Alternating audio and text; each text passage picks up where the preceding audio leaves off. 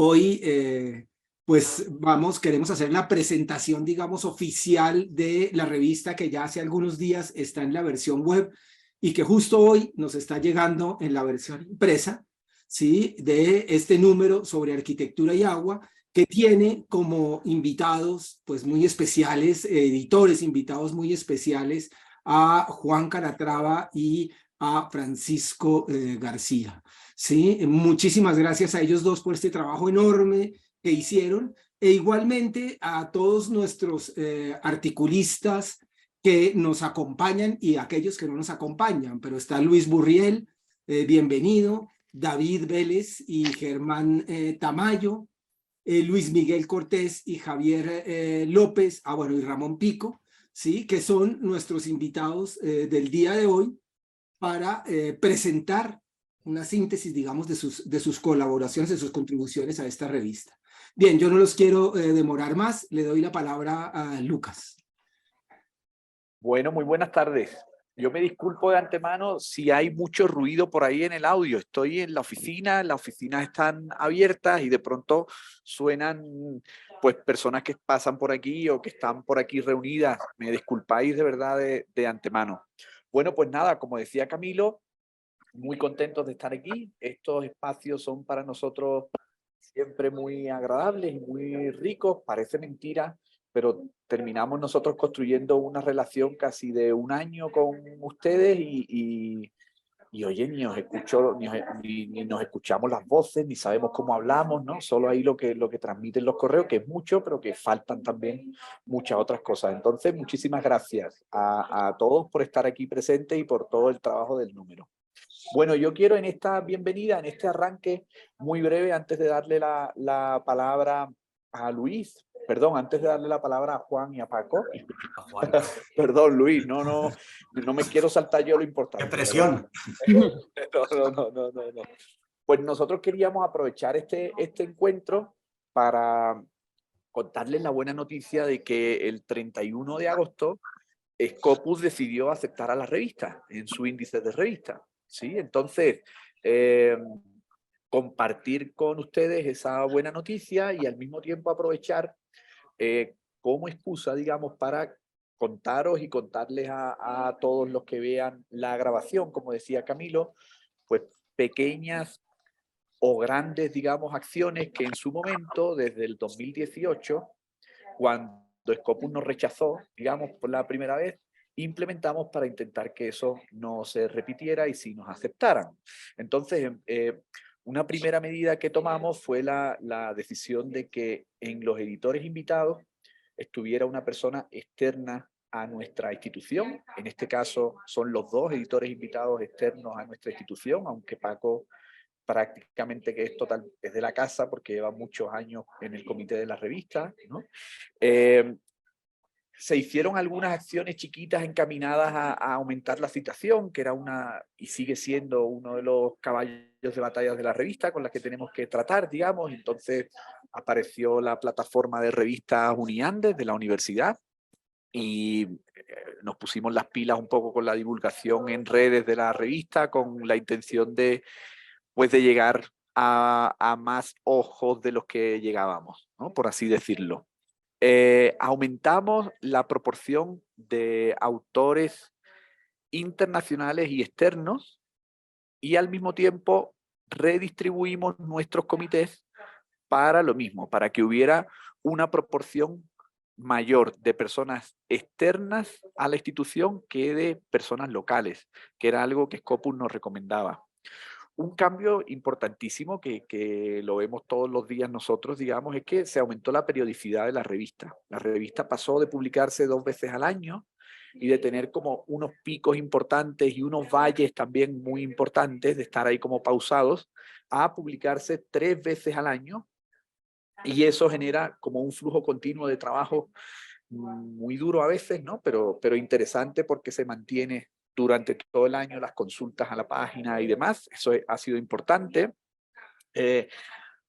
Perdón, definimos y aclaramos las secciones de la revista. Pasamos de tener 5 secciones a tener 3. Esto, pues, ayuda a la claridad, pero también es un poco doloroso. La revista ya dejó de tener esta sección abierta en la que se recibían contenido los 365 días del año de cualquier tema, ¿no? Y en estos momentos es exclusivamente temática, del tema que cada convocatoria que se lanza propone. Y también se eliminó la sección de Uniandes, que era una sección que daba espacio al trabajo de estudiantes de la facultad, que para nosotros era una sección bonita y que queríamos mucho, pero que en realidad en todos estos compromisos y todas las condiciones que ponen las indexaciones a veces no jugaba en nuestro favor, ¿no? Y entonces tomamos esas decisiones que fueron difíciles en su momento, pero que ojalá esperemos ayude como a firmar la revista.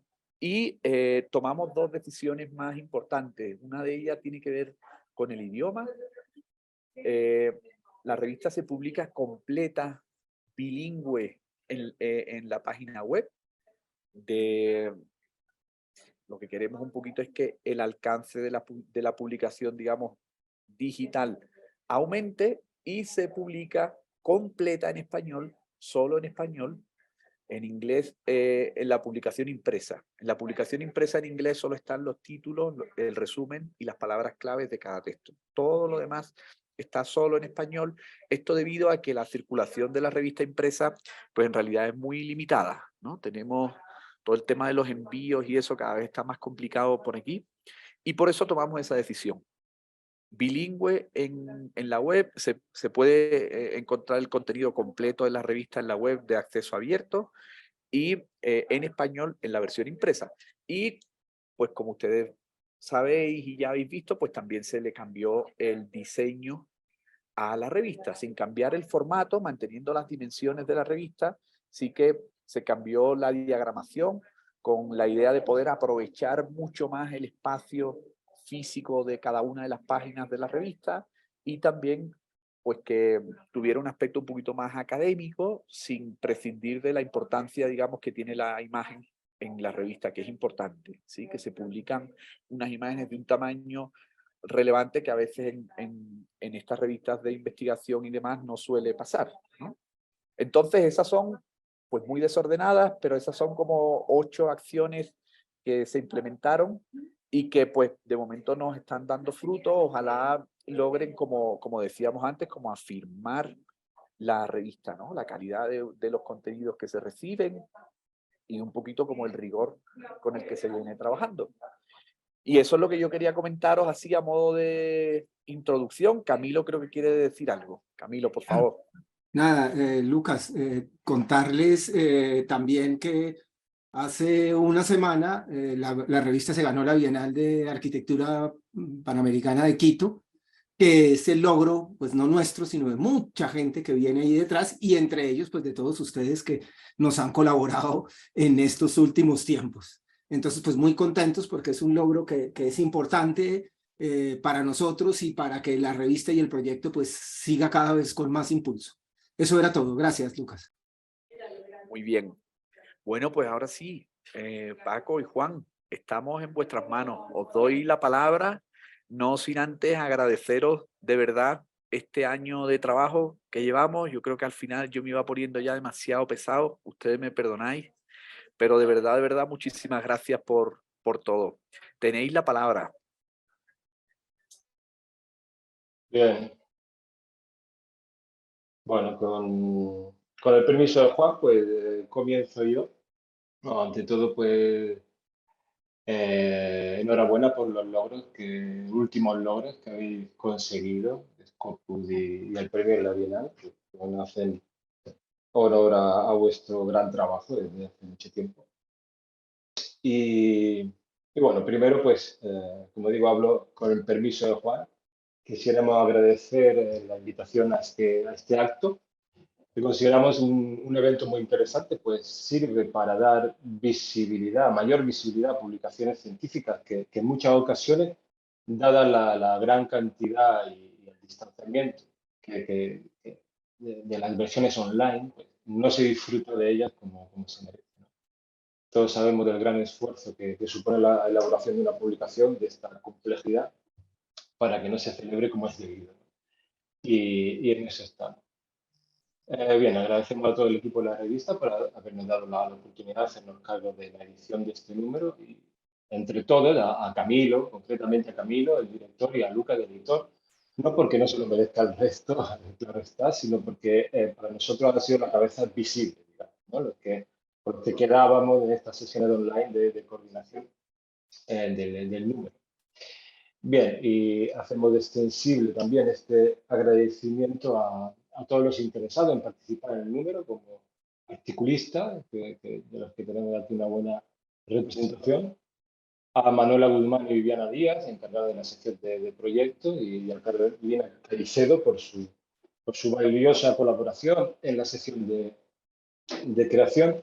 Y bueno, a fin de cuentas, a todos por contribuir a que este número 32 de ARC sea, a nuestro parecer, un número redondo, ¿no? Una de esas publicaciones con las que uno establece un especial cariño. Bien, y por último, yo personalmente quisiera darle las gracias a Juan, mi maestro, por acompañarme en este trabajo. Bueno, todos conocéis a Juan, es un hombre con una trayectoria docente e investigadora impresionante en torno al mundo de la arquitectura y al arte en general. Y bueno, yo tengo una broma con mi niño, que a veces cuando nos hemos encontrado por la calle o cuando hemos dado una caña, ¿no? Pues me dice, papá, Juan es el hombre que lo sabe todo, ¿no? Y bueno, yo no sé si de todo, pero sabe de mucho y mucho de lo que sabe. Y bueno, no dudé ni un momento en pedirle que me ayudase en este trabajo y como no, él aceptó como siempre encantado, ¿no? Porque como los grandes maestros, a Juan le caracteriza la generosidad intelectual, ¿no? Bueno, de la otra también, para repartir. Pero bueno. Bien, ¿qué razones nos llevaron a plantear a la revista el tema del agua y su relación con el espacio construido? Pues, por un lado fue una cuestión personal. Bien, porque el tema del agua ha sido recurrente en mis investigaciones desde hace mucho tiempo, principalmente aplicado a la ciudad de Granada, bueno, en un principio y luego también se extendió a Venecia, que considero que son dos ciudades paradigmáticas en su relación con la acuático. Pero más allá de estos intereses concretos y personales, podríamos decir, siempre he sido consciente de que tratar el agua es tratar un tema universal, uno de esos temas atemporales, una de esas cuestiones grandes, ¿no? de la arquitectura. Y ya hablando con Juan, pues coincidimos que sería muy apropiado pues, plantearlo a la revista y hacerlo desde la generalidad, el agua y el espacio construido, para no ceñirnos de la relación entre el agua y la arquitectura, simplemente, ¿no? Sino ampliar la ciudad y el entorno, también siguiendo las recomendaciones de Camilo y Luca, en este sentido. Bien, un tema, como digo, atemporal, pero de rabiosa actualidad también, debido a las urgencias que impone el cambio climático y a su condición de ser un recurso natural, un derecho humano en muchas ocasiones mal gestionado. Bien, dada la amplitud del tema que planteaba la convocatoria, los artículos recibidos, que eran muy interesantes todos, pues barrían un amplio espectro de cuestiones, tanto históricas como contemporáneas y de escala doméstica, urbana y territorial incluso, ¿no? Y esta fue la razón que nos llevó a escribir un artículo introductorio que finalmente, pues, bueno, realmente el que tenéis encabezando la revista. Camilo y Lucas nos dieron total libertad a este respecto, ¿no? Nos plantearon básicamente dos opciones, ¿no? Hacer un texto introductorio a modo de editorial clásico, ¿no? En el que simplemente hiciésemos una presentación del tema, haciendo un repaso de los diferentes artículos que contenían el número, o bien redactar un texto de temática más concreta que tuviese pues, la vocación de ser un artículo en sí mismo, ¿no? Sí, con la estructura de un artículo científico que editorial. Y bueno, nosotros optamos por el término intermedio, ¿no? Hacer un artículo sobre el agua y el espacio construido y hacerlo desde un punto de vista general que actuase a modo de introducción ampliada al tema que luego se desarrollaría de forma específica en cada uno de los artículos, ¿no?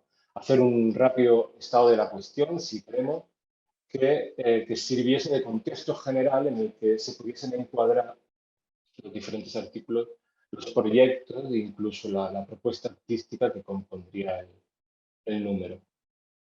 Bien, así el texto que escribimos, Juan y yo, se titula como el propio número, Agua y Espacio Construido, y comienza con una breve introducción en la que se hace hincapié tanto en la dimensión atemporal de esta relación como en su dimensión transversal, que da pie a tratarlo desde una infinita multiplicidad de enfoques.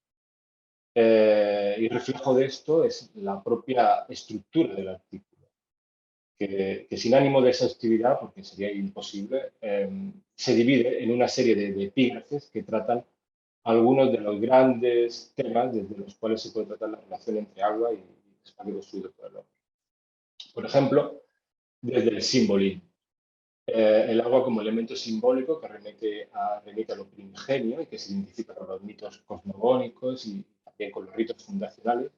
Una dimensión simbólica que se manifiesta camuflada en la multiplicidad semántica de la sociedad de la imagen contemporánea en la que vivimos, en la que sin embargo se manifiesta de nuevo en toda su magnitud ancestral a través de los fenómenos catastróficos, ¿no?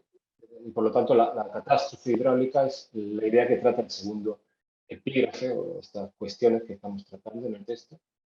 Y en ella se hace un repaso de las diferentes concepciones de esto de la catástrofe a lo largo de la historia, ¿no? Asociada fundamentalmente desde el origen al castigo divino, hasta el siglo de las luces y más tarde la revolución industrial, cuando la confianza en la técnica y las infraestructuras a las que se le atribuye la capacidad de domesticar este caos, ¿no?, que produce la inundación, pues destierran hasta nuestros días, pero no del todo, esta idea de sacralidad. La tercera idea planteada es la relación entre agua y jardín, tratada asimismo de una perspectiva histórica en la que el agua se manifiesta como un elemento que posibilita la creación de ese mundo aparte, ese huerto cercado que se potencia el placer estético, que es el jardín clásico. Y se hace hincapié en cómo su papel vertebrador ha ido evolucionando conforme lo hizo la propia idea de jardín, ¿no? Desde los jardines mesopotámicos y egipcios hasta los espacios verdes de escala urbana y territorial que son objeto de planificación y ordenación contemporánea. Bien, y otro tema que nos parecía interesante tratar era el de la higiene y el ocio, ideas que a lo largo de los siglos se han ido materializando arquitectónicamente en un amplísimo repertorio de servicios urbanos bueno, y que aquí se trata aquí de la evolución de estas arquitecturas, perdón, ¿no?, que son reflejo de los cambios que sobre la idea de recreo y higiene pues, se han ido sucediendo a lo largo de la historia de la ciudad, de los baños públicos griegos romanos, a las termas, los hammams árabes, a los espacios urbanos y domésticos asociados al higienismo moderno, incluso a los espacios contemporáneos, piscinas, equipamientos de todo tipo, etc. Y por último, nos parecía conveniente finalizar con un apartado en que se subrayase el papel fundamental del agua en el diseño de los sistemas energéticamente eficientes y ambientalmente sostenibles, desde la escala arquitectónica a la territorial, pasando por la urbana. El texto finaliza con una llamada de atención sobre todas estas las nuevas generaciones de arquitectos que son sobre las que verdaderamente recae el reto que nos impone el cambio climático y el agotamiento de los recursos naturales. Y bien, y ahora, que creo que ya me he extendido demasiado, pues doy la palabra a Juan, que nos va a hablar del articulista invitado de este número, que fue Francesco Alco. Bueno, pues buenas noches o buenas tardes, según donde nos encontremos cada uno.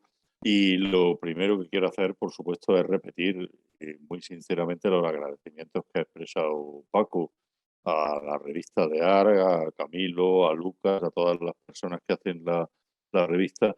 Yo sigo la revista desde hace bastante tiempo y me ha parecido siempre una referencia llena de aspectos de interés eh, me ha llenado de satisfacción la noticia de que de la inclusión en Scopus, porque la verdad es que desde hace tiempo os lo merecéis por el excelente trabajo que se viene haciendo. Así que enhorabuena y, por supuesto, encantado y muy honrado de haber podido realizar este trabajo para vosotros. Máxime teniendo en cuenta que este trabajo lo he realizado con mi querido colega y amigo Paco, que es sobre todo un amigo, como se ha notado con ese panegírico exagerado que me ha hecho anteriormente.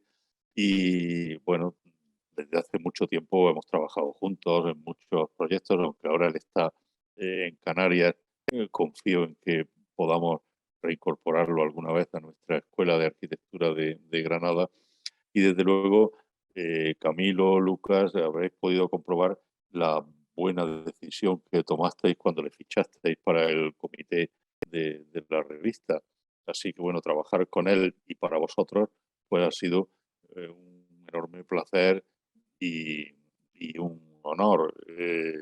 Yo creo que ha sido, vamos, a mí cuando Paco me propuso que el tema fuera el agua, pues la verdad es que me encantó la idea, porque independientemente de que es un tema de investigación de Paco de toda la vida, pues a mí me parece que hay que buscar siempre temas transversales, grandes temas en los que la arquitectura pueda salir un poco de su espléndido aislamiento y encontrarse con, con otros saberes, con otras maneras de entender la cultura.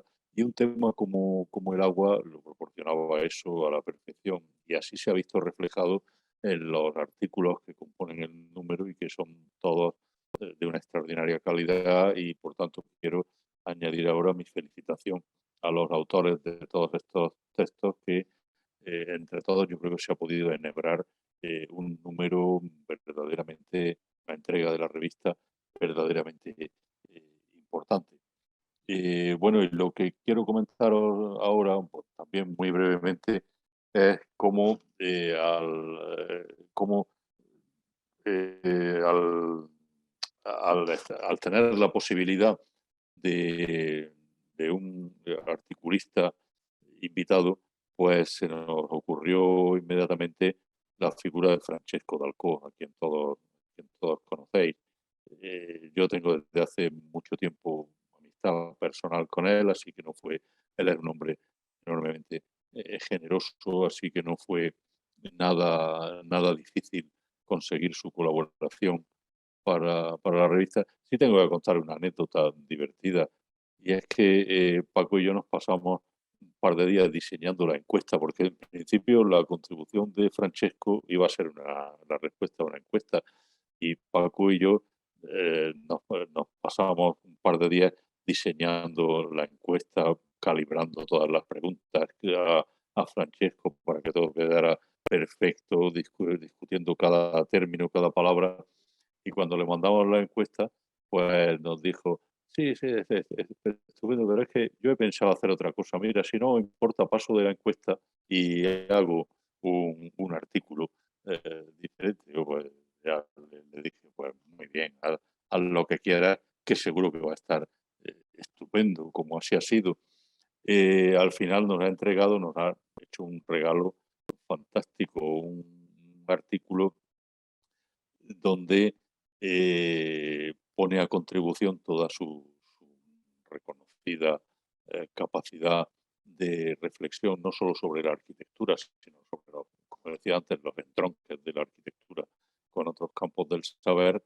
Y es un artículo que en realidad yo creo que puede leerse muy en conexión, muy en paralelo con nuestro texto introductorio, porque en realidad también es un segundo texto introductorio, donde habla de la relación entre agua y arquitectura, pues citando referencias que van desde Petrarca, desde los poemas babilónicos de la creación originarios, a Vitruvio, Alberti, es decir, todo un cúmulo de pensadores, de escritores, de arquitectos, y con su maestría habitual en apenas 3 páginas es capaz de condensar todo un cúmulo de valores simbólicos, de valores históricos que acompañan la relación agua-arquitectura y donde articula una reflexión, yo creo que valiosísima, en torno a lo que supone esa violencia que en el fondo es el acto arquitectónico, ese desafío al tiempo, esa idea de construir algo con vocación de perennidad, pero de lo que al mismo tiempo se sabe que tiene un carácter efímero. Toda esa relación entre la fluidez del agua y las firmitas, como diría Vitruvio, la solidez de la arquitectura, pues está admirablemente condensada en el texto de Francesco Dalcó. Él no nos acompaña hoy, pero sin embargo, vamos, yo le he transmitido, ya me he permitido en nombre de la revista y de todos transmitirle ya el agradecimiento por ese magnífico texto. Entonces, pues bueno, tampoco creo que deba yo hablar más, simplemente contaros esta circunstancia, expresar mi convencimiento de que, bueno, sobre todo gracias a la respuesta de los autores que han mandado sus artículos, pues ha quedado un número verdaderamente interesante y sencillamente pues desear que The Ark siga esa continuidad. Decíais hace un momento que hacéis ahora 3 números al año, no me acuerdo si lo decía Camilo o Lucas, creo que Lucas, que bueno, la verdad es que se ponen los pelos de punta de imaginar el trabajo que supone 3 números al año, es casi dedicación exclusiva a este tema. Yo codirijo con mi colega y amigo Jorge Torres la revista que hacemos sobre Le Corbusier, tiene 2 números al año y estamos de la revista ya hasta el gorro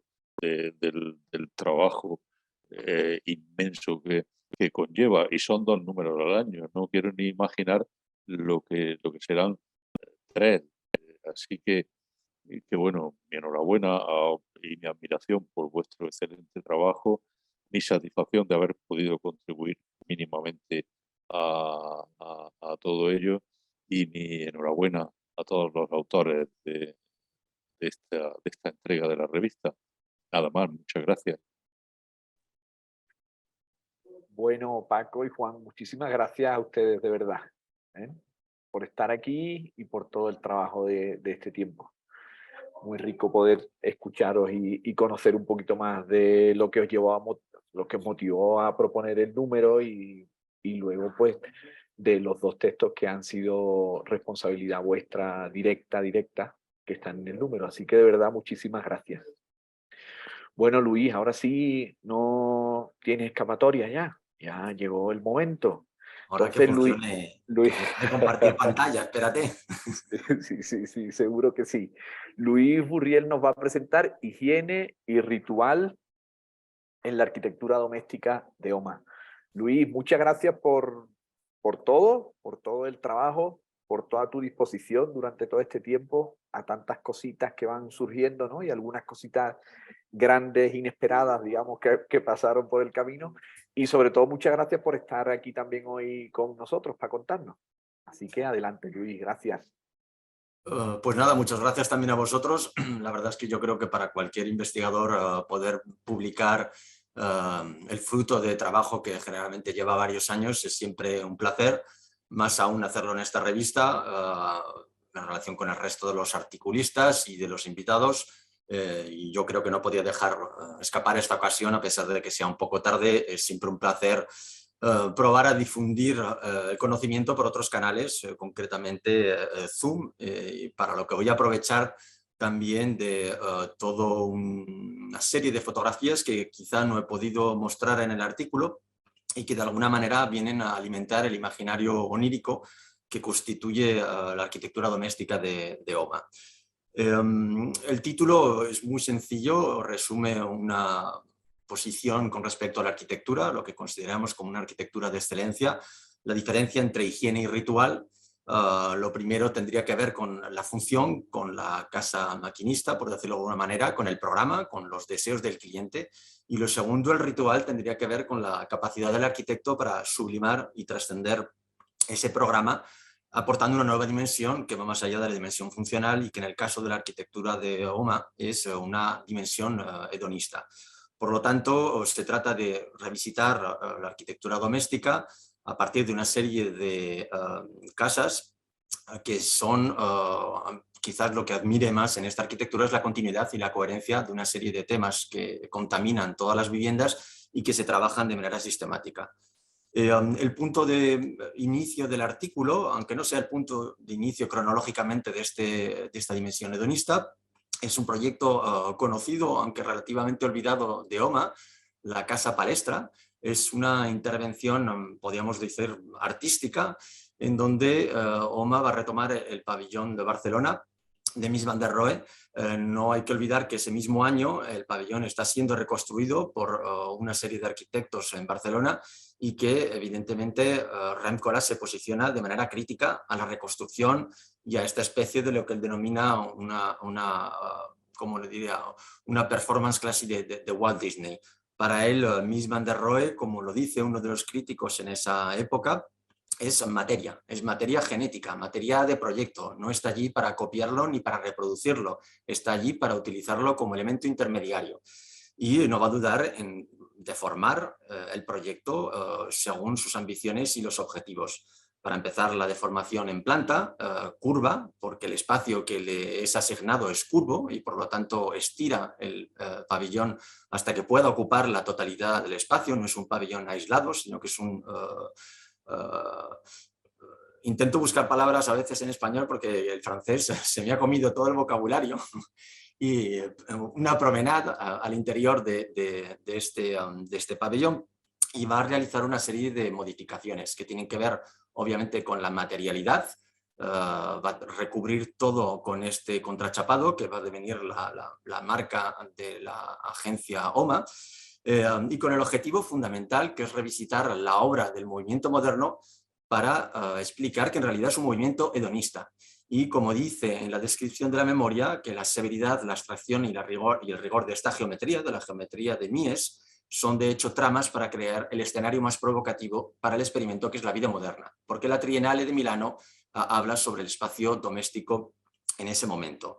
Lo más importante no son esas manipulaciones geométricas o de materia, sino las intervenciones de una serie de actores que van a utilizar en principio una pieza programática, diría, porque no tiene un uso concreto, para transformarla en una vivienda gimnasio. Por lo tanto, para el arquitecto esto es una manera de honrarla y profanarla, lo que se puede hacer al mismo tiempo, y mostrar de nuevo que hay una adecuación entre esta arquitectura que se quiere funcionalista o que se entiende como funcionalista y que sin embargo es extremadamente sugerente incluso en el contexto actual. Este punto de partida sirve como proyecto manifiesto que en paralelo se desarrolla sobre proyectos realmente construidos en un contexto con un cliente y sobre todo con un presupuesto.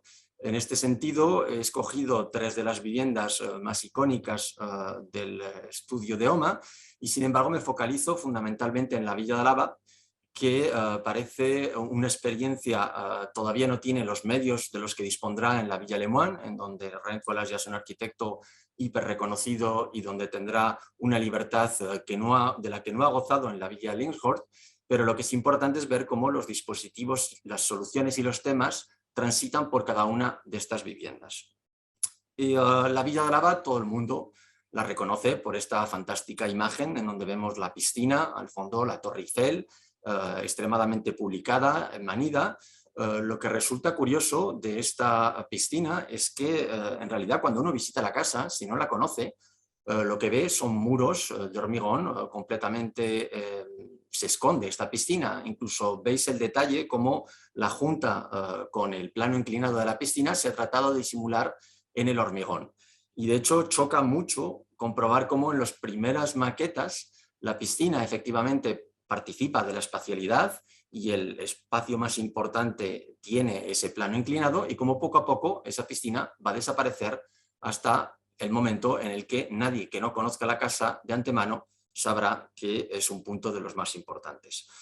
Por lo tanto, hay una cantidad enorme de críticos y de análisis de arquitectura que se han realizado sobre esta piscina, sobre el tema del agua. Yo me focalizo sobre un espacio bastante menos conocido, el baño principal del apartamento de Monsieur y Madame Boudet, y al mismo tiempo no hay que olvidar que el tema del baño se inscribe también en el movimiento moderno y que fundamentalmente Le Corbusier, pero otros muchos arquitectos, trabajan en este espacio no como un espacio estrictamente funcional o maquinista, sino como un espacio en el que se expone el usuario al resto de los usuarios de esa vivienda.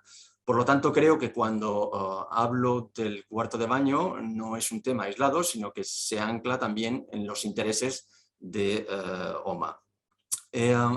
La razón por la que este baño ha debido pasar desapercibido es simple y llanamente porque el propio arquitecto en algunas de las plantas que publica no publica ni siquiera la versión definitiva.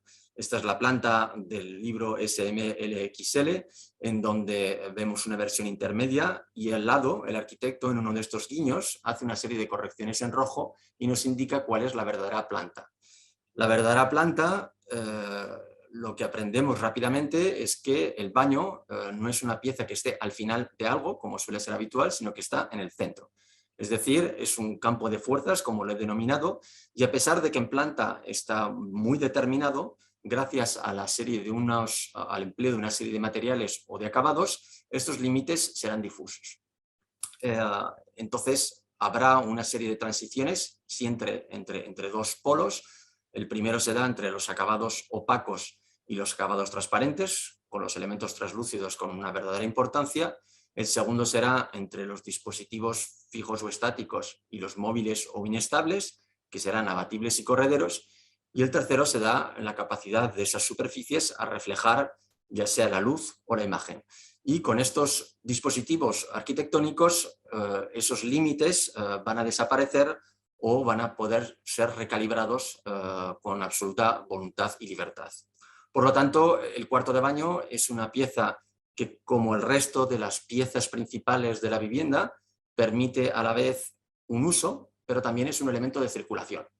Y eso lo que posibilita es que la casa sea un bucle y que en realidad podamos recorrerla varias veces sin pasar por el mismo punto. El cuarto de baño, de la manera en la que se sitúa, conecta la zona del dormitorio, la zona del trabajo, la escalera que da a la planta baja, la escalera que da a la piscina y la terraza que da al sur. Por lo tanto, es un espacio extremadamente cargado de significado, pero también de uso. No es esta la primera vez en la que el cuarto de baño funciona como una pieza de paso. Lo vemos en la versión intermedia que más tarde se va a eliminar, por ejemplo, de la Patio Vila, que es una casa que se realiza en paralelo, pero evidentemente las ambiciones del cliente quedan muy por debajo de las ambiciones del arquitecto y por lo tanto la versión construida pierde su interés, pero vemos cómo el cuarto de baño, aparte del acceso típico desde la biblioteca y desde la habitación, también se puede acceder desde el espacio principal de la casa. Lo que resulta interesante en este tipo de espacios es que cada vez que uno de esos elementos móviles, ya sea abatible o corredero, se desliza, no solo se permite el paso a un espacio, sino que se cierra a otro. Es el caso, por ejemplo, de esta puerta, que es la puerta que abrimos cuando venimos desde la planta baja. Al tiempo que abre la posibilidad de entrar al cuarto de baño, cierra la posibilidad de entrar al dormitorio, que es algo que nos recuerda, y evidentemente en la cultura de Rem Koolhaas debe tener su puerta doble del apartamento de Marcel Duchamp en la calle Larrey. De nuevo, por tratar de entender cómo esta coherencia contamina todos los proyectos del arquitecto, podríamos ver como en otra casa, la Dutch House, realizada un poquito después de la Villa de Lava, la parte que pertenece a los padres, esa especie de Santa Santorum, está dentro de un prisma completamente masivo al que se accede por este pequeño pasadizo. Pero este pasadizo es en realidad un puente levadizo, con lo cual lo que vemos en la sección sería que en el momento en el que permitimos el acceso entre la planta baja y la planta primera, bloqueamos el acceso al dormitorio y de la misma manera cuando permitimos el acceso al dormitorio, bloquearíamos el paso a la planta baja. Con lo cual siempre hay esta necesidad de elegir, porque al mismo tiempo que abrimos, cerramos un espacio completo. Lo que llama la atención también en este cuarto de baño, con respecto a la materialidad, es que las conexiones físicas de las que hablo no son solo entre personas, sino que también es aquello que alimenta y hace vivir esta arquitectura. Y más concretamente todos los aspectos técnicos, es decir, todo lo que sean bajantes, ya sea de pluviales, de fecales, pero también aquellos elementos que ascienden, como sea el agua o la electricidad, pasan al centro de este espacio y se exponen al visitante con esta columna en vidrio esmerilado, que es el mismo material que se utiliza para mamparas o para la corredera que se encuentra justo al lado de la bañera. Y si miramos este espacio con un poquito de más atención, lo que veríamos es que efectivamente esta bañera, que es un elemento fijo, pero que en realidad sabemos todos que es un absoluto artificio, el faldón no llega completamente al suelo, lo que revela es toda la tripa de este dispositivo, con patas realmente finas, con apoyos puntuales y donde vemos incluso las diferentes alimentaciones de la bañera. Tenemos la sensación de que la bañera está instalada y que podemos instalarla en cualquier lado. Y de hecho es lo que revela algunos de los croquis de las versiones intermedias, en donde Rem Koolhaas entiende que el momento del baño es un momento que puede llevarse a cabo al exterior, en la terraza que da al sur y que está completamente abierta a las vistas. En ese sentido, algunas de las versiones presentadas a licencia son todavía más radicales en la medida en que esa bañera, que es una pieza como un electrón libre, ni siquiera está en el espacio del cuarto de baño, sino que se sitúa al exterior como una transición entre lo que sería, lo veremos mejor en la axonométrica, entre el espacio dormitorio de trabajo del señor y la señora Boudet y esta terraza al sur a la que aludía.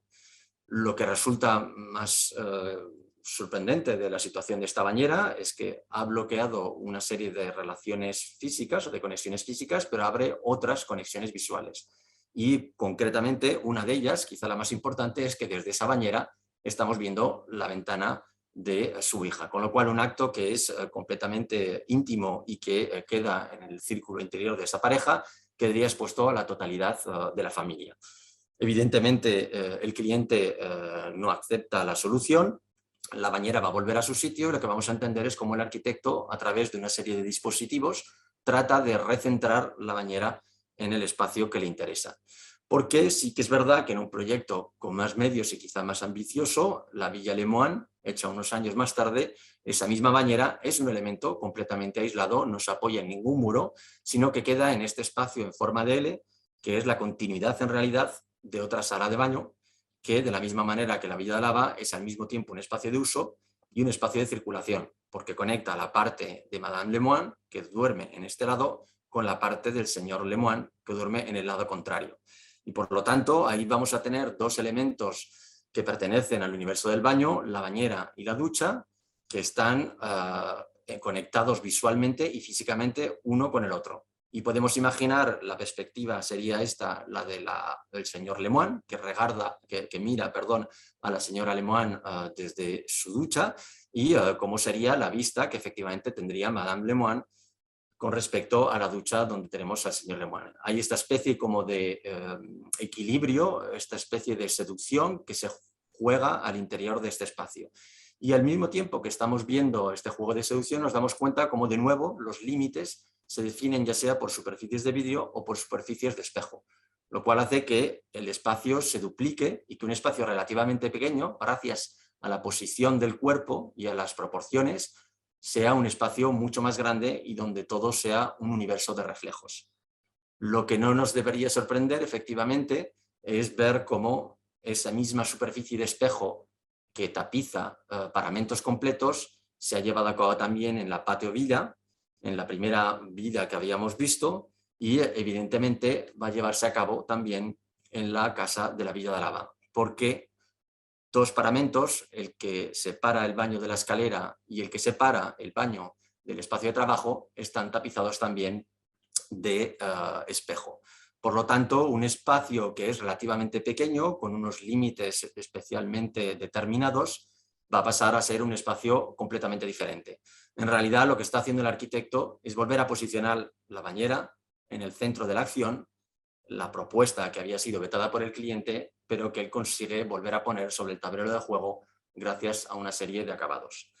Y con esto termino, porque creo que hay otra serie de conexiones visuales que van en la continuidad de lo que he contado hasta ahora, pero también quería dar la oportunidad al público de descubrirlo leyendo el artículo que con tanto esmero hemos, imagino yo, todos los articulistas producidos. Muchas gracias. Luis, muchísimas gracias. Muchísimas gracias. Aprovecho para decirte que hemos disfrutado mucho pues, todos los aportes visuales y gráficos del artículo, ¿sí? Desde el minuto 1. Aquí el equipo, digamos, estuvimos tentados de que la portada fuera una de las imágenes que utilizabas en tu artículo. Finalmente no ocurrió. Luis, gracias de verdad por complementar además, ¿no? No solo contar las cosas del artículo, sino complementar y por este repaso gráfico y visual que ha sido muy rico. Muchas gracias. Muchas gracias a vosotros. Gran experiencia. Bueno, siguen David y Germán, que nos van a contar su artículo, o lo que estimen ellos pertinente de su artículo, que se titula 3 momentos del agua en la infraestructura y el espacio público de Medellín. David y Germán, muchísimas gracias por vuestro trabajo, por el artículo y por estar aquí conectados hoy con nosotros. No, muchísimas gracias a ustedes por la invitación. No sé si David puede compartir la presentación.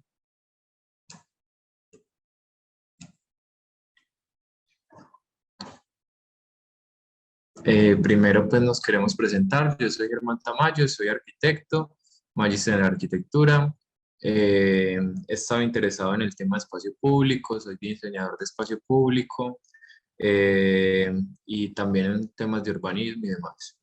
David es arquitecto, magíster en arquitectura, crítica e historia, crítica y proyecto. Él es investigador de la Universidad Pontificia Bolivariana y tiene su grupo de investigación en temas de urbanismo y de ciudad. Nuestro artículo pues se llama 3 momentos del agua en la infraestructura pública, en la infraestructura y el espacio público de Medellín. En él abordamos el tema del agua y cómo a lo largo del tiempo ha estado en relación con la ciudad. David, no sé. A mí me gustaría añadir algo que dice sobre el tema central del artículo, pues, de dónde viene este interés. Como mencionaba hace un momento, yo hago parte de investigación. David, discúlpame, se te ha silenciado el micro ahora mismo y además te escuchamos como un poco lejos. Si puedes acercarte a donde tengas ahí identificado que está el micro, te lo agradecemos. ¿Ya me escuchan mejor? Muchísimo mejor, muchísimo mejor. Muchas gracias. Ok. Entonces les decía que en el marco de este grupo de investigación hemos desarrollado en estos últimos 5 años unas pequeñas investigaciones sobre arquitectura urbana, sobre espacio público, y Germán y yo compartimos unos intereses sobre las transformaciones en el espacio público de Medellín, y particularmente en estos últimos 2 años una preocupación sobre lo que está sucediendo con las fuentes urbanas, que han sido unos elementos muy importantes para la historia de la ciudad, también para la calidad del espacio público, y han desaparecido, sobre todo pues por intereses económicos y de movilidad vehicular. Entonces, logramos pues como enfocar un estudio sobre qué ha sucedido con muchas de esas fuentes en los últimos 50 años, y hacer una aproximación pues crítica y también de descripción técnica sobre estos elementos y cómo es que aportan al espacio público. En la investigación abordamos, digamos, comenzamos a recopilar las diferentes fuentes de agua que se habían realizado en la ciudad, y nos enfocamos en los últimos 50 años, aproximadamente desde 1960 hasta la actualidad, recorriendo las diferentes intervenciones que se habían realizado en la ciudad y que habían hecho uso del recurso agua como una parte pues activa o una parte pues fundamental del proyecto de espacio público o de infraestructura. A partir de eso y basados en el estudio de caso, que fue nuestro método de investigación, recogimos 3 momentos principales. El primer momento es el agua como ornamentación en la ciudad máquina. Fue esta primera inclusión del agua como elemento ornamental, especialmente en las rotondas o en las glorietas que se estaban realizando en la ciudad durante los años 60 hasta finales de los 70 más o menos. El segundo momento fue el agua como dinamizadora perdón, en una gran operación urbana. Y el tercer momento,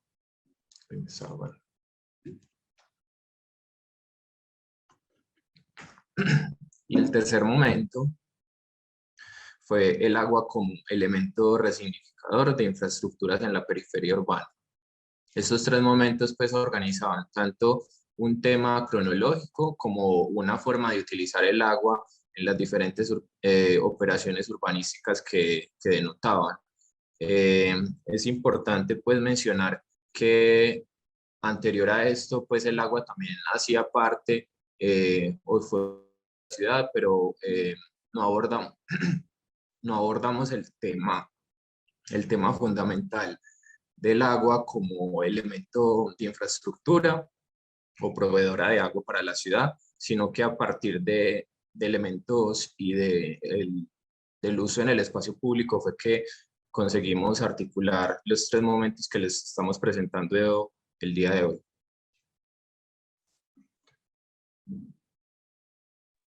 Bueno,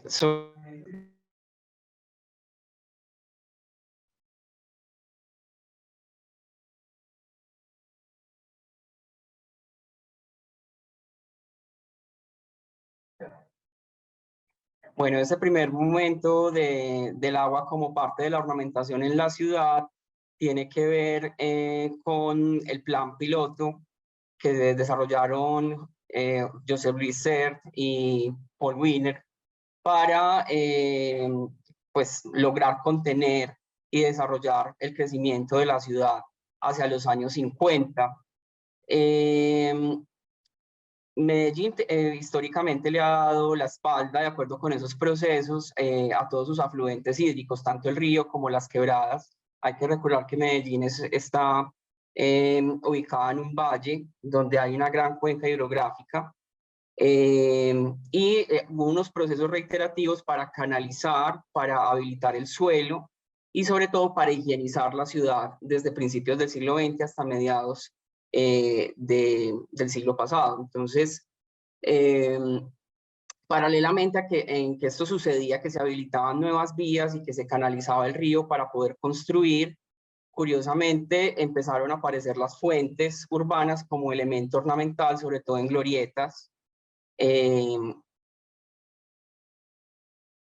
y algunos parques. De ahí es importante resaltar el trabajo que hicieron arquitectos como Caputo y Uribe, que fueron 2 arquitectos egresados de la Universidad Pontificia Bolivariana y que se especializaron en los Estados Unidos en el momento de apogeo de las casas californianas, las casas estudio. Ellos traen toda esta experticia sobre el diseño de paisaje, diseño de vegetación, que incluye, por supuesto, el tema de las fuentes ornamentales. Y uno de los hallazgos importantes dentro de este trabajo, entonces, fue notar que el 80% de las fuentes ornamentales en la ciudad, en el espacio público que hay en Medellín, las desarrollaron Caputo y Uribe. De allí resaltan, por ejemplo, que tenemos los planos originales, que es la fuente luminosa del Parque Bolívar, es uno de los parques más importantes de la ciudad, que fue construido desde principios del siglo XX, y esta intervención la hicieron ellos hacia los años 60, hacia finales de esa década. Está también una fuente muy importante para la vida cultural de la ciudad, que es la fuente de la Bachué, así se llama esta estatua que corona las 2 bandejas de la fuente, que está frente al Teatro Pablo Tobón Uribe, un edificio público muy importante para Medellín. y que irónicamente pues se indica su acceso con esta fuente cuando toda la vía que digamos desemboca en ese teatro pues está construida sobre una quebrada que es una de las más importantes de la ciudad, que es la quebrada Santa Elena. Encontramos entonces estos planos originales donde no solamente se determinaba cuáles eran los enchapes o los materiales para ornamentar los cascarones, las bandejas donde estaban las fuentes, sino también cómo era la relación con algunos elementos de vegetación y esculturas, que es el caso de Lavachué. Otra importante es esta, que es la glorieta de San Diego, la fuente de Fabricato, que fue patrocinada por esta empresa. Medellín es una ciudad que se consolidó hacia los años 70 como una ciudad industrial, donde las textileras eran muy importantes, y estas fuentes entonces resultan de unas alianzas público-privadas que funcionan al mismo tiempo como monumentos en homenaje a estas fábricas, a estas industrias, y también como elementos decorativos para el disfrute de los vehículos cuando pasan por las glorietas o los parques. Tenemos pues también mucha planimetría de ese momento original que proviene del archivo de la Universidad Nacional de Colombia, y una conjetura preliminar o una sospecha preliminar que sacamos también en el proceso de la investigación con esta primera periodización, es que pues las fuentes comienzan a desaparecer cuando hay la necesidad de ensanchar las vías más importantes. Entonces las glorietas se demuelen y las fuentes también desaparecen, porque había como digamos esta idea de tabula rasa y lograr tener una capacidad mayor para el parque automotor desde los años 80.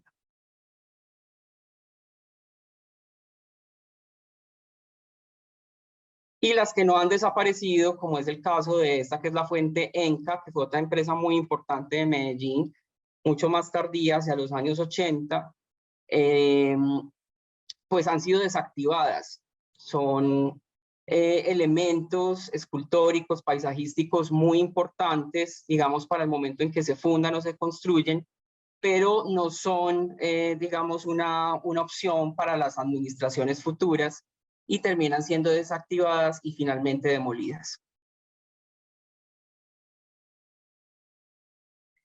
El segundo momento entonces del que estábamos hablando es sobre el agua como dinamizadora en una gran operación urbana. De ese mismo plan piloto de Wiener y Cerf, hacia los años 50 se establece que el tren metropolitano que va a conectar de norte a sur la ciudad con los municipios aledaños debe trazarse paralelamente al río, el río pues que también viene de sur a norte. Eso pues bloquea por un lado la relación o la posibilidad paisajística que hay con este afluente, pero también pues va a compensar un poco en términos del diseño del espacio público va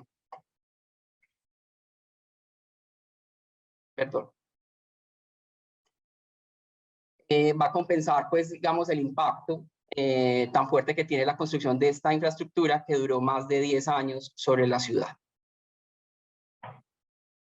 Me refiero específicamente a las intervenciones que se hicieron en muchas de las estaciones, tanto de la línea principal del metro, que es la línea A, como la línea B. Aquí logramos rastrear, encontrar muchos de los planos originales de estas estaciones que tienen, digamos, un diseño urbano muy de los años 80, todavía con unos elementos historicistas del posmodernismo, y establecían, digamos, como también una superficie muy árida, muy seca, con muy poca vegetación. Entonces las fuentes de agua son incorporadas en estas estaciones, no solamente como ornamentación, sino también como una manera agradable de recibimiento para los transeúntes o los viajeros del metro. Se pasa de esta idea de tren metropolitano a una idea de metro, ¿cierto? Un metro elevado por medio de un viaducto. Entonces, donde les señalo, pues se encuentran estas diferentes fuentes que como sucedió con las glorietas, las fuentes de las glorietas de la trama vehicular, también se desactivaron con el tiempo y se terminan cancelando.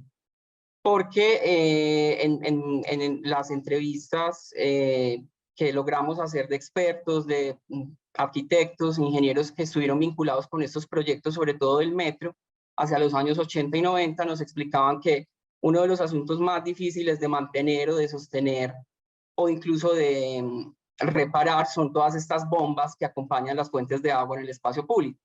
Y bueno, tiene que ver también un poco el hecho de que en Medellín, si bien tenemos todo este boom o este punto de atención en los últimos años con los grandes proyectos de urbanismo social, en los que incluso se incorpora el agua, y Germán enseguida les habla un poco más de eso. Culturalmente tenemos mucho miedo a lo que puedan hacer los habitantes de calle o los niños con el agua, ¿cierto? Las consideramos como unos focos de infección o como unos elementos que no son nada higiénicos. Entonces, por cuestiones de mantenimiento, por cuestiones también de higiene, estas fuentes se cancelan y finalmente todas las 7 estaciones de metro que detectamos que tenían estas fuentes de agua, incluidas tanto de la línea norte-sur como de la línea B, oriente-occidente, pues desaparece.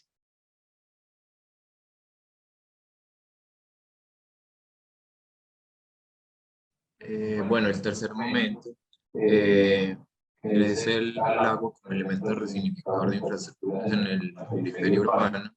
Trae a colación un programa que se ejecutó desde la Alcaldía de Medellín, que fueron las unidades de vida articuladas, UVAS, que son operaciones de espacio público en infraestructura del acueducto de empresas públicas de Medellín. Cada una de estas operaciones se llevó a cabo en lotes que se ubicaban en la periferia, en barrios periféricos y en las zonas más altas de Medellín, donde había ya una consolidación urbanística. Entonces la disponibilidad de espacios abiertos era pues baja, pero había una necesidad latente de tener espacios abiertos para el encuentro ciudadano y para las diversas actividades pues que necesitaba la comunidad.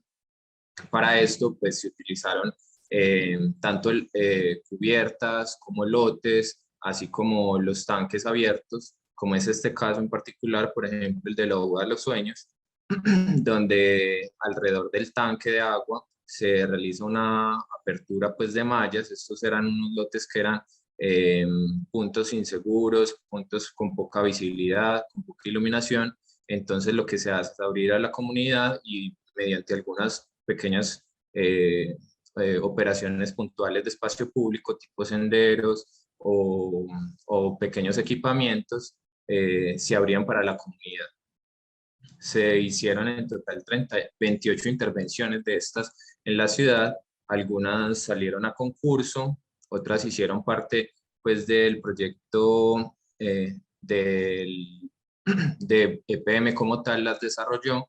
Esta, por ejemplo, es del grupo de EPM y se trata de la Uva de la Esperanza. Todas tienen pues como una característica principal, que es el uso del agua como elemento dinamizador y como elemento de interacción directa de los ciudadanos con el agua. Es contradictorio pues que muchas de estas operaciones se realicen en barrios donde aún no hay una garantía total del servicio de agua para las viviendas, especialmente aquellas que se ubican en la parte más alta de la periferia, en la parte más alta de la ladera. Y dentro de la investigación encontramos que solo una comuna de Medellín tiene cubierta pues su necesidad de agua potable para toda la ciudadanía. Este es otro caso, el de la Uva de la Armonía. Entonces siempre podemos ver como también hay un desarrollo pues tanto técnico como tecnológico de los elementos de agua y cómo se introducen pues dentro del espacio público. Ya el elemento agua no es un elemento solo contemplativo o solo pues ornamental, sino que ya se vuelve un elemento de interacción directa con el ciudadano, con los niños. Vuelven elementos de juego o elementos pues propios del espacio público. Acá pues el tema de la disponibilidad de agua, ¿cierto? Por ejemplo, en el barrio Villahermosa, donde se ubica la UA La Libertad, hay un 21% de hogares que aún no tienen acceso al agua potable y pues no, realmente era contradictorio esta disposición para hacer de los tanques unos elementos de apreciación del recurso hídrico cuando aún hay sectores que aún no tienen disponibilidad del recurso. También dentro del artículo mencionábamos algunos de los primeros experimentos de espacio público urbanos que se realizaron en la ciudad, como fueron el Parque de los Pies Descalzos, el Parque de los Deseos, donde ya había una cierta intención de utilizar el agua como elemento de juego o un elemento pues de directo para interactuar con él, y cómo esos primeros experimentos fueron pues evolucionando hasta este programa que digamos fue el que catapultó esta idea máxima de la utilización del agua dentro del espacio público.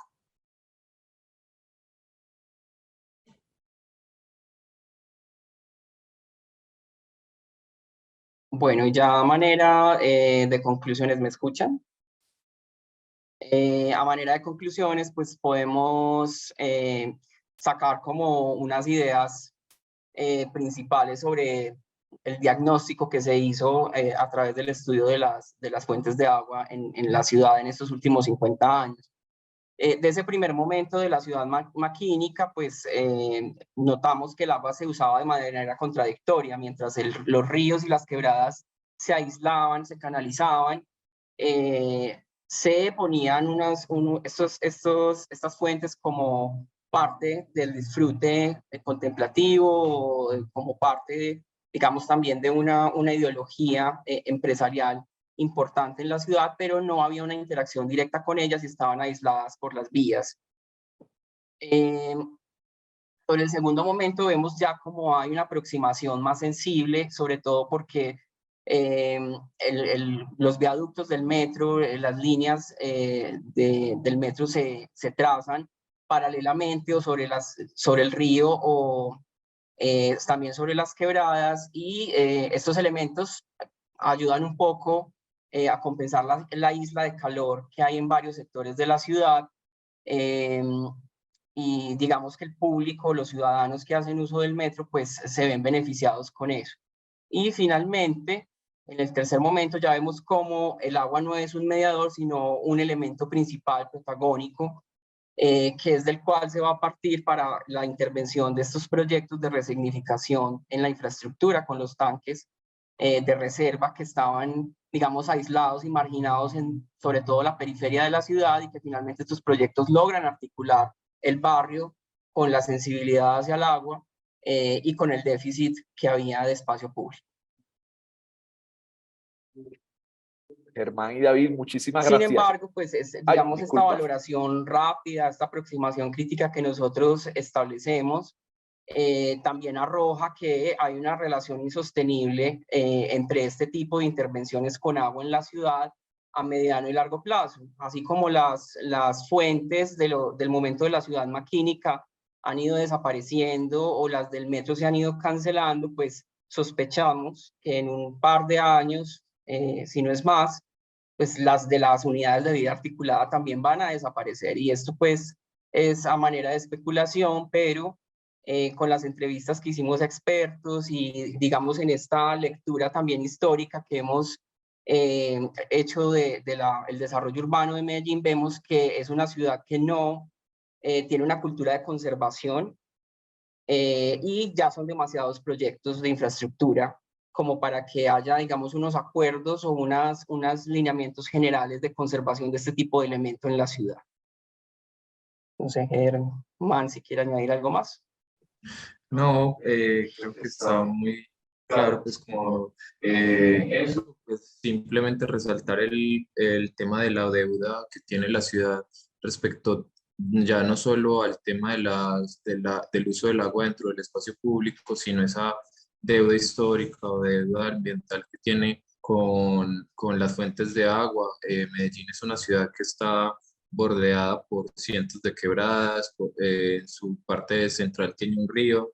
Entonces el tema de visibilización, conservación y articulación de estos elementos naturales todavía sigue siendo un factor pues eh, de crítica y de atención por parte pues de la ciudadanía y también del municipio.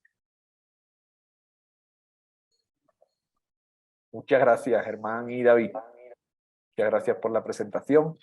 Pasamos rápidamente, después de este salto de escala tan interesante, ¿no?, a ver qué nos cuenta Luis Miguel Cortés, que publica un artículo que se titula Envolviendo la marisma, reflexiones en torno a intervenciones en paisajes frágiles, el caso de las marismas del Odiel. Luis Miguel, bienvenido. Muchas gracias por estar por aquí con nosotros. Bueno, muchas gracias por por la consideración de la publicación del artículo. Bueno, en primer lugar, presentarme. Mi nombre es Luis Miguel Cortés, arquitecto y miembro del Departamento de Historia, Teoría y Composición Arquitectónica de la Escuela Técnica Superior de Arquitectura de Sevilla. Y el artículo que voy a presentar brevemente se hizo en colaboración junto con Javier López Rivera y Ramón Pico Alimaña, ambos arquitectos también y profesores, investigadores y docentes también de la misma escuela. El título que lleva el artículo parte de una reflexión en torno a la marisma, esa reflexión en torno a intervenciones en paisajes frágiles, y ponemos un poco el foco, la mirada en el caso de las marismas del Odiel en Huelva, en España. El pasado de los territorios de las marismas estaba bastante ligado a la hostilidad y a su condición de territorios que habían sido servidores y que no habían estado adecuados para el desarrollo de los asentamientos humanos. Al final, si hacemos una mirada histórica, las antiguas cartografías militares, bueno, reconocen estos caminos de tierra, unos espacios fangosos, plagados de mosquitos, que bueno, al final se acaba convirtiendo en un paisaje del desinterés. Poco a poco el hombre va domesticando la marisma y al final se acaban encontrando esas zonas que inundadas se transforman en fértiles terrenos productivos, salinas, moliendas, canteras, esteros, jabonerías e incluso huertos. Pero sin embargo, la quiebra que producen estos procesos artesanales, la revolución industrial, condenó las marismas al abandono y se convirtieron en espacios que eran incapaces de competir contra esas factorías modernas. Sus terrenos vacantes se convirtieron en golosos escenarios de oportunidad para el desarrollismo del siglo XX y pasaron a ser un papel en blanco válido para casi cualquier uso, desde aeropuertos, regadíos, refinerías, polígonos. Pero sin embargo, y de forma afortunada, el desarrollo de la conciencia ambiental de la década de los 80 puso en jaque muchos de estos planes, pero se resolvió con una ecuación muy simple, la de declaración de espacios naturales protegidos. Al final lo que hacían era convertir estos espacios casi en museos contemporáneos del territorio que estaban ajenos a la antigua vitalidad que había caracterizado anteriormente. El futuro se plantea incierto y ya lo anunciaba Cuvier, cada ciclo histórico ha de enfrentar su particular catástrofe y la nuestra está con nosotros.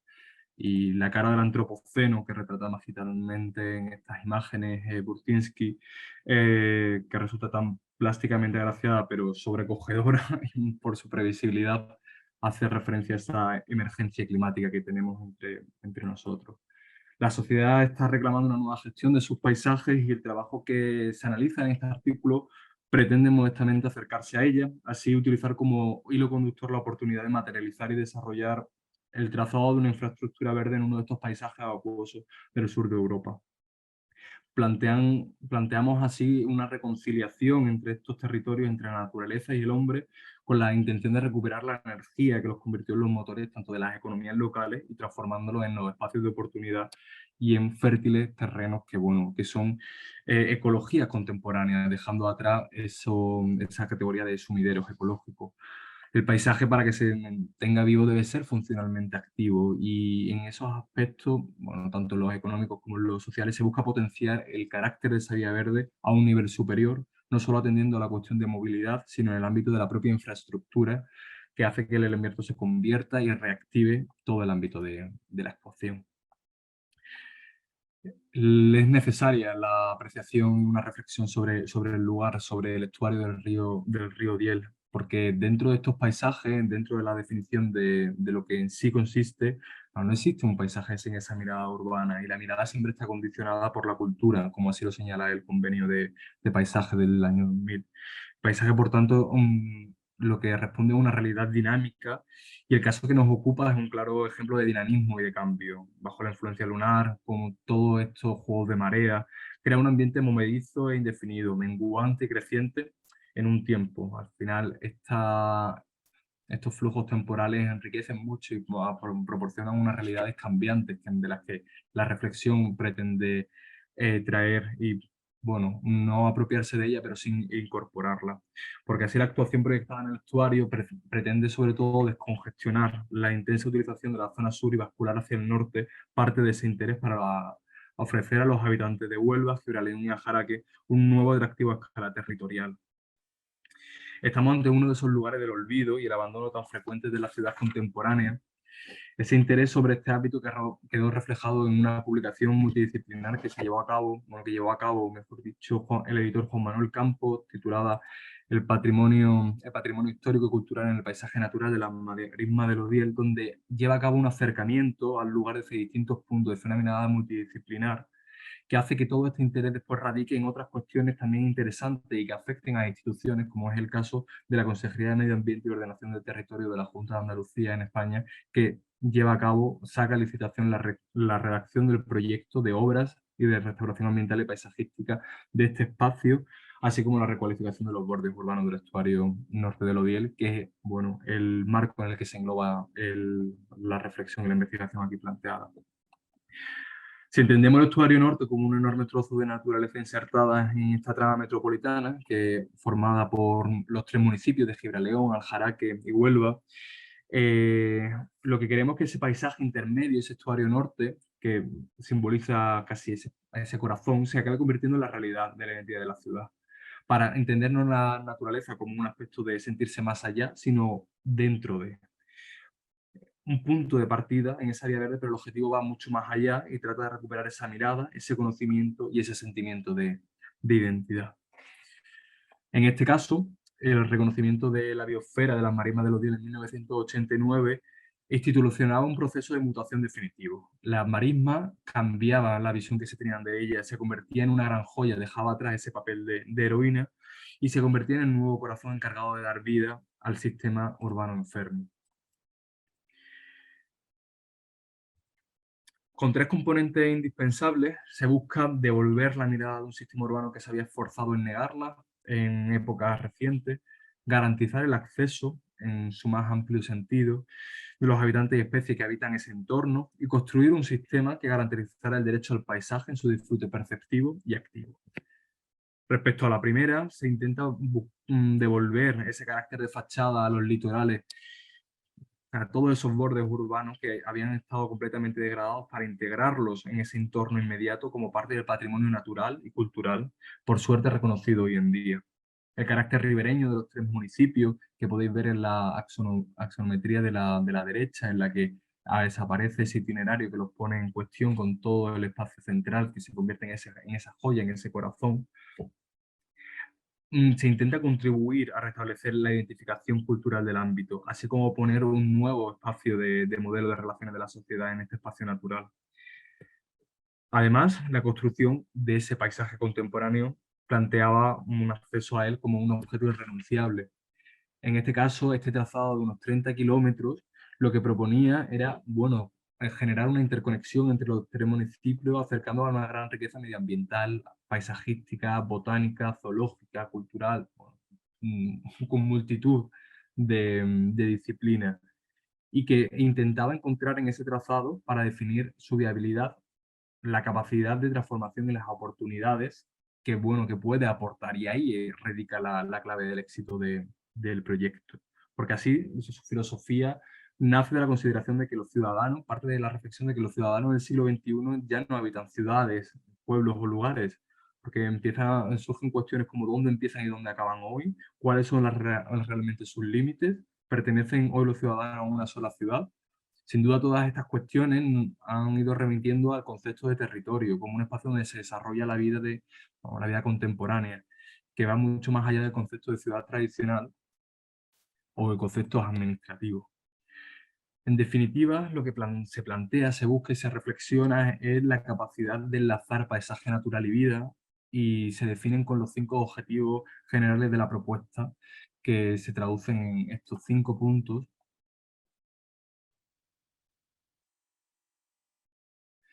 que parten de la idea de establecer redes de comunicación y tránsito, proteger el borde de la marisma, convertir este lugar en un espacio de aprendizaje, recreo, reactivarlo con opciones de producción del territorio, así como promoverlo como símbolo de identidad del lugar, mitigando ese desconocimiento que gran parte de la población ha ido trasladando. Desde una perspectiva dinámica, bueno, se plantean 3 escalas que tienen que ver con ese lazo que veíamos antes, que responde a un recorrido base, los injertos, que serían los nodos de posibles semillas, que trasladen actividades al futuro. No es evidente la respuesta a diferentes escalas. En esto, cuando reflexionamos y trabajamos sobre unos ámbitos de este tamaño, las propuestas de acupuntura territorial se convierten en claves que tienen que trasladarse. El recorrido planteado parte de diferentes tramos, de 6 tramos que eran los propuestos en el concurso, pero que finalmente se dividen en 14, que responden a las características territoriales, a los valores ambientales, a los valores patrimoniales que constituyen ese trazado completo. Aún así, se les suman, como en un discurso, signos de puntuación que van a contribuir a hacerlo más legible, a poner el acento en determinados espacios que responden a este análisis, a esta investigación acerca de los valores patrimoniales y ambientales que constituyen el espacio, para, bueno, a partir de acupuntura, actuaciones específicas en determinados espacios, potenciarlo, así como marcar los ritmos y hacer legible el territorio. La estrategia seguida para definir su morfología y los materiales, bueno, lo que intentan es trasladar ese análisis del rico patrimonio natural y cultural del territorio, y que pasa sin duda por mantener la esencia de estos lugares, su carácter ribereño, minero y ferroviario, así como su concepción de gran mirador escénico desde el suelo rural, su posición intermedia entre lo rural y lo urbano, así como su vinculación con el vasto espacio de las marismas de los días al que rodean. Todo ello se concreta en un uso de formas curvas, naturales y orgánicas, las mismas que la naturaleza intermareal nos muestra en los caños de la marisma, en aquellas intervenciones más cerca del agua. Ese pasado minero, ferroviario, incluso portuario que tenemos en pantalla, tiene su traslación en el empleo de los materiales metálicos como el acero y la chapa perforada, por lo que se proyectan distintas intervenciones que se producen a lo largo del recorrido, como los puentes, las pérgolas, los miradores. Así, el proyecto lo que hace es contaminarse voluntariamente de otras muchas disciplinas que van a más allá de la puramente arquitectónica y que están presentes en el territorio, así como la ingeniería, la hidráulica, el paisaje, la ecología, la vegetación, la ecología.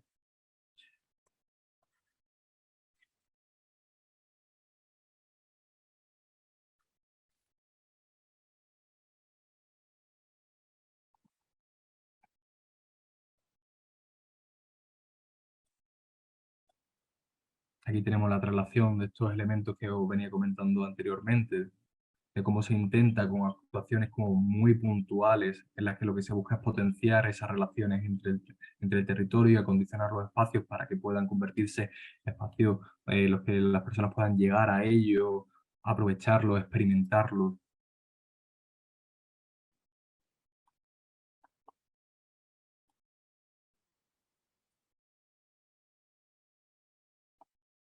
En los que hay esas claras referencias a los anteriores estados, tanto del uso minero, del ferroviario, o empleando el trazado antiguo y la recuperación del trazado antiguo del ferrocarril.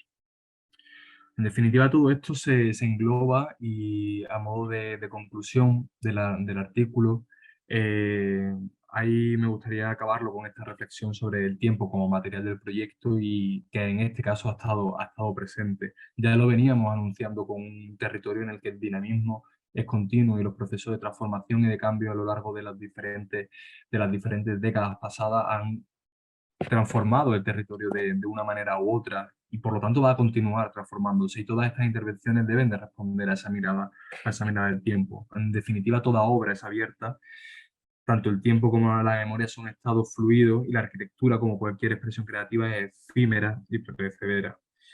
En definitiva, en las ciudades, el mundo es un proceso de erosión y de sedimentación constante, y así lo plasmó Le Corbusier cuando documentaba fotográficamente las geografías provocadas sobre el mar, sobre la playa. O otras disciplinas como el mundo del arte, el land art, donde tenemos la figura de Robert Smithson y su intervención de Spelagieti, que continúa hoy en día expuesta al ciclo natural del agua en el Gran Lago Salado, como una escultura en el tiempo, inacabada, abierta, sometida también a la entropía de la visita de muchos admiradores. En definitiva, no hay que olvidar que todo proyecto de paisaje es un camino de largo recorrido, un proceso cambiante, al que hemos intentado reflexionar sobre él en el desarrollo de esta intervención en un paisaje tan significativo y tan potente como el de las marismas del Odiel en Huelva, y al que hemos intentado responder desde esta perspectiva y con estas reflexiones que os he trasladado, con una mirada y con un plan de actuaciones versátil, adaptable, y bueno, y que sin duda de un proceso de largo recorrido, necesariamente dinámico y con una capacidad de ir adaptándose al tiempo y a las circunstancias. Y con esto, recordad que para la buena arquitectura su día nunca fue el primero. Y cierro con este poema de Luis Cernuda. Muchísimas gracias. Luis Miguel, muchas gracias a ti por la presentación y muchas gracias también a Javier y a Ramón. Les das un abrazo muy grande, por favor. Sí, yo se lo traslado. Ajá, por todo el trabajo y por el artículo. Gracias de verdad. Bueno, con Luis Miguel se cierra ahí la representación de la sección de investigación de este número y le damos paso a Camilo, que nos va a contar sobre la sección de proyectos.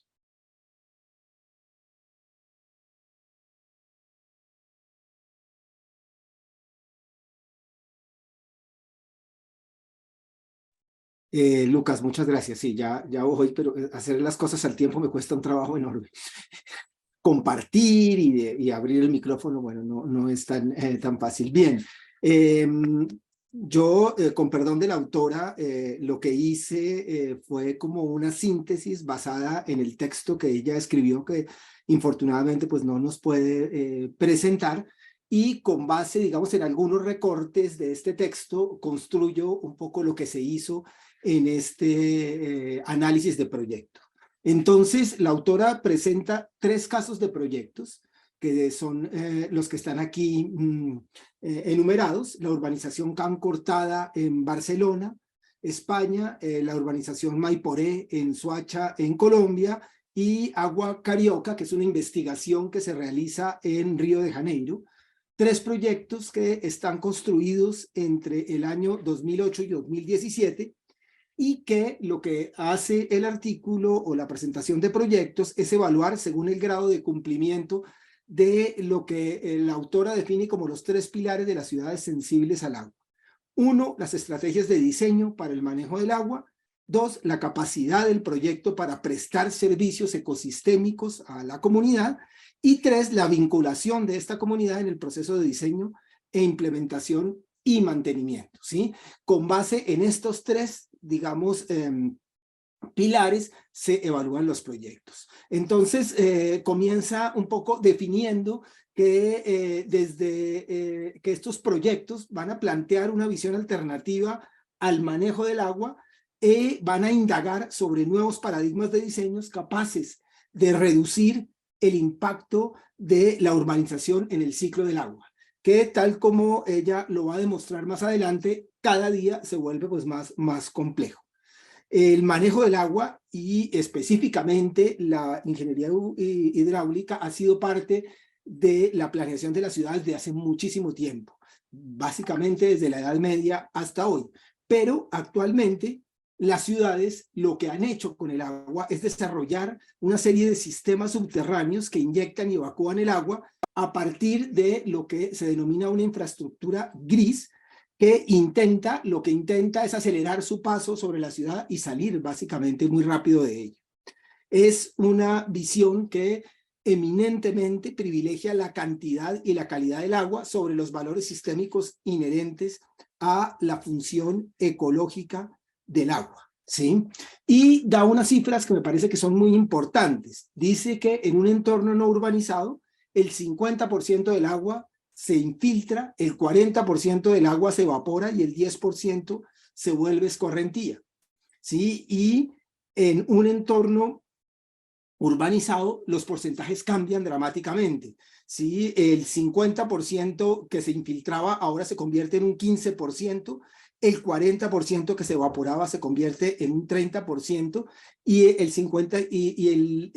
10% que era escorrentía se convierte en un 55%, lo cual convierte el agua en un enorme problema en las áreas urbanas. Entonces, el paradigma de diseño de las ciudades en las cuales nosotros vivimos lo que pretende con estas cifras es evacuar el agua de los espacios que habitamos para expulsarla al recipiente o cuerpo de agua más cercano.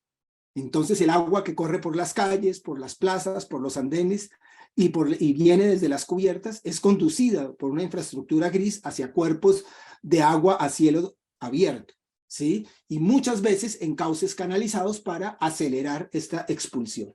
Entonces los principios de las ciudades sensibles al agua van a tratar de responder esta problemática con estos objetivos. 1. Planear la ciudad a partir de la articulación con la cuenca hidrográfica donde se ubica. 2. Plantear un manejo del agua que maximice la provisión de servicios ecosistémicos. Y 3. Incluir el manejo del agua como parte de la vida de las comunidades. Entonces, en esta sección se van a compartir 3 proyectos o 3 experiencias de proyectos urbanos de escala intermedia que implementan una u otra estrategia de manejo del agua. Son proyectos innovadores, dada su comprensión multiescalar, comprendida desde la cuenca hasta la propuesta técnica del manejo del agua in situ, y el análisis que se realiza busca comprender si es posible reducir los efectos de la urbanización en el ciclo del agua utilizando nuevas estrategias de diseño urbano y arquitectónico que sean realmente aplicables al contexto latinoamericano. El primer proyecto es Can Cortada.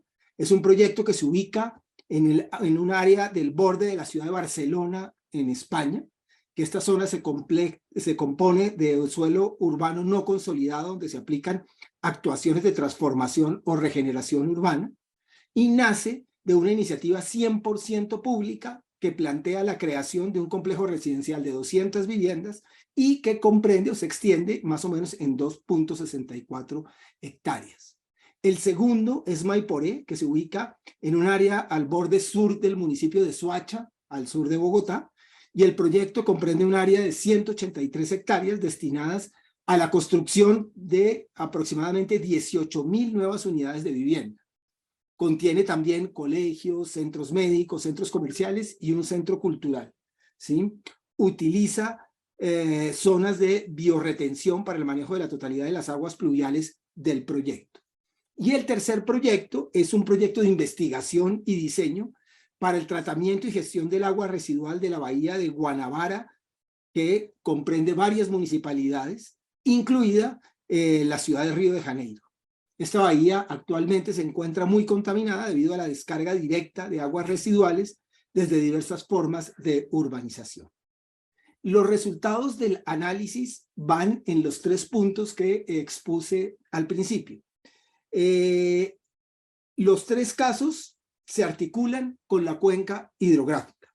En el caso de Can Cortada, se retiene e infiltra el agua lluvia de forma similar al estado previo a la urbanización, y la implementación de este concepto se logra a partir de la integración del manejo del recurso en los andenes y en el sistema vial.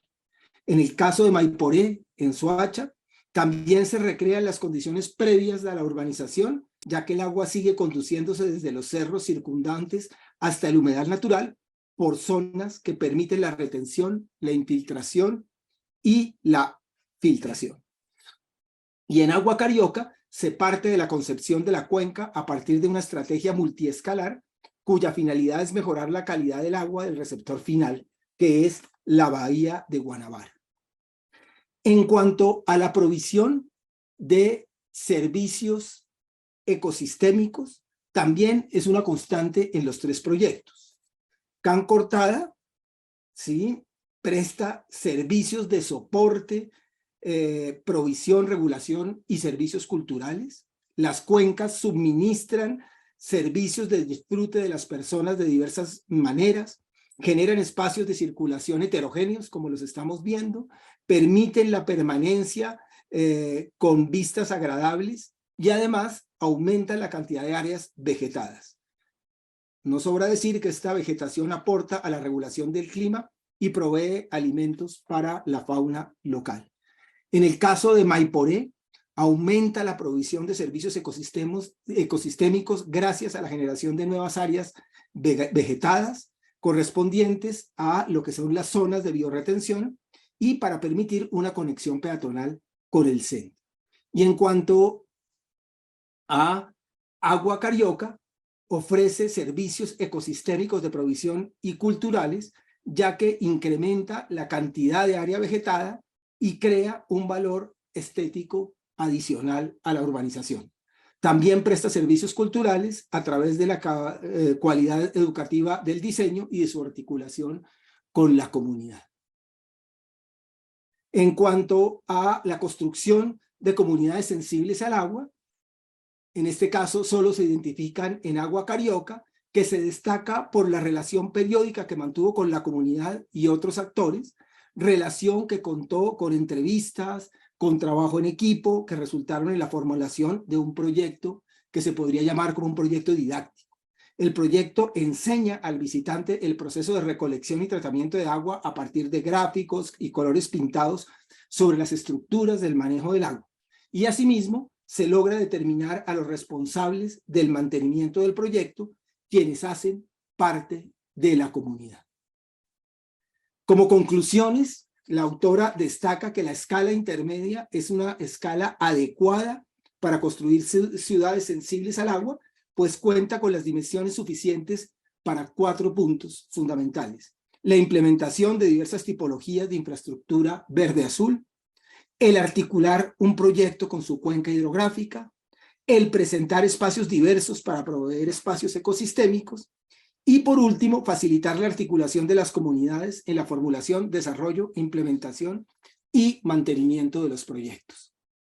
Nuevamente le pido excusas a la autora si dije lo que no era, traté de resumir lo más sintéticamente posible. Lucas, muchas gracias. No, muchas gracias a ti, Camilo, por la presentación, y muchas gracias a Manuela por compartirnos esta investigación, una parte de su investigación, que está bien interesante. Muchísimas gracias a los dos. Bueno, pues vamos a cerrar con la sección de creación. Intentamos no pasarnos del horario previsto. Voy a ver si yo estoy tan hábil como Camilo compaginando las cosas, micrófonos, pantallas completas y demás. Bueno, yo tengo la suerte de presentaros esta sección, que para nosotros es muy importante en cada número que publicamos, y en este pues no es menos. Tenemos la fortuna de poder divulgar y mostrar el trabajo de esta artista que están ustedes viendo en pantalla, que se llama Carolina Caicedo. Muy recomendada para todas y para todos. Carolina es una artista multimedia. Voy a hacer una presentación breve de ella, de su trabajo, y luego pasamos y vemos unas imágenes rápidas de lo que vamos a publicar. Carolina es una artista multimedia egresada de esta universidad que vive actualmente en Los Ángeles. Su biografía personal influye potentemente su trabajo. Ella, por circunstancias, nace en el Reino Unido de padres colombianos, crece en Colombia, comienza a armar una familia en Puerto Rico, pero empieza a moverse por todo el mundo, y eso la lleva a ella misma a definirse casi como una inmigrante a sí misma. Su práctica artística, que es muy amplia y en la que domina medios muy diversos, se basa sobre todo en la investigación ambiental centrada en el futuro de los recursos compartidos, de la justicia ambiental, de la transición energética y de la biodiversidad cultural.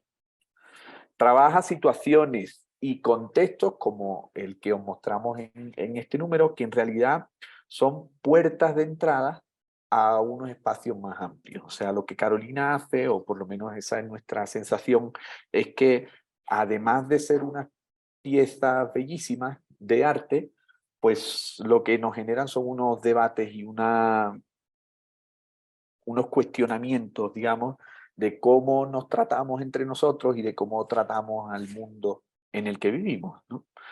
Entonces, de su obra escogimos, por el tema del número, pues ella es una defensora a ultranza de los ríos, ¿no? Pero por el tema del número escogimos, nos llamó mucho la atención este proyecto que se llama Vidamet, y del proyecto escogimos concretamente la pieza que están viendo, que es un libro de artista que tiene la posibilidad o la versatilidad de exponerse de esta manera. No sé si ven mi cursor ahí, pero estamos hablando de lo que está situado en la esquina inferior derecha, digamos, ¿no? Entonces voy a ir pasando, voy a poner este video mientras que voy hablando. Aquí están viendo ese libro desplegado y a Carolina mostrando y contando aspectos del libro. En la publicación y en la página web pueden encontrar el enlace a la página web de Carolina, en donde pues pueden ver el video completo. Aquí hay solo un fragmento y la pueden escuchar además contando sobre el proyecto. En la revista finalmente hay una selección de esta obra completa. El proyecto son 72 páginas que se pliegan como un acordeón y que además como estáis viendo, contiene unos pliegues extra, digamos, que permiten que ese acordeón cobre forma de río o cobre forma de serpiente, ¿no? El libro se llama Libro Río Serpiente. Estas son las primeras páginas que presentan la sección en nuestra revista, que está, como veis, titulada Atarraya y Batea, ¿no? Que son dos palabras además muy bonitas, ligadas al río, ligadas como a lo artesano, ¿sí? En donde además aparece un manual de navegación que es casi que la primera página de ese libro, ¿sí? Del libro completo. Entonces nosotros, digamos, con las limitaciones que tenemos como revista, ahora si acaso vuelvo al manual de navegación, este es el desplegable de esas 72 páginas en acordeón. Si veis ese video que os decía, podréis encontrar como la justificación o las razones que llevan a Carolina a trazar esas líneas y esos pliegues que estamos viendo y que hemos comentado. Como veis, es una especie de collage casi que infinito, ¿no? El libro propone distintas lecturas de las dos caras del acordeón. Hay una lectura que es mucho más gráfica, que es la que estamos viendo, y hay una lectura que le da mucho más el lugar a las palabras y a las letras, en donde aparecen poemas que Carolina se ha ido encontrando mientras que ha estado haciendo la investigación, textos escritos por ella, algunos documentos incluso, ¿no? Y entonces al final nosotros lo que hacemos es una selección pues de algunas de estas páginas y en concreto las que estáis viendo ahora mismo, y perdón que me adelanté más de la cuenta, y pues muy limitadamente tratar de recrear ese plegable con esos dobleces extras que aparecen para poder generar una forma sinuosa que tiene que ver con el río y con la serpiente. Teníamos muchísima ilusión por poder mostraros hoy la revista y por poder pues hacer ese movimiento con las páginas de la revista, pero bueno, será más bien una sorpresa para ustedes autores cuando la reciban y los asistentes cuando la compren en las librerías, de ver cómo uno se relaciona, digamos, con estas páginas en donde no solo se pasan como las del resto de las revistas, sino que tienen una espacialidad pues muy sugerente, ¿no? Porque como veis aquí, en esta última colección de fotos, el libro de artista de Carolina tiene pues una cantidad de posibilidades tremendas, ¿no? Ella lo ha usado en muchos de los talleres que hace con las comunidades, los ha usado casi que performáticamente también, y por supuesto pues como libro, ¿no? Que para eso es lo que es. ¿sí? Entonces, nada, eso era un poquito lo que queríamos contaros. Voy a dejar de compartir pantalla y a ver si sé hacerlo o no. Dejar de compartir, estaba muy sencillo. Dejo de compartir pantalla y aprovecho para darle las gracias por todo, que no lo hemos dicho desde el principio, a Manuela Tafur, que está por ahí conectada, que no ha aprendido ni siquiera la cámara, pero que es la que lleva para adelante todas las cosas de la revista, ¿sí? Es la que termina de conformar nuestro equipo y la que nos ha ayudado con todas las presentaciones, la que nos ha ayudado con toda la organización de este evento del lanzamiento. Entonces, Manuela, muchísimas gracias por todo. No sé si me he dejado algo por ahí, Camilo, si tenemos algo más que contar o si podemos cerrar la sesión.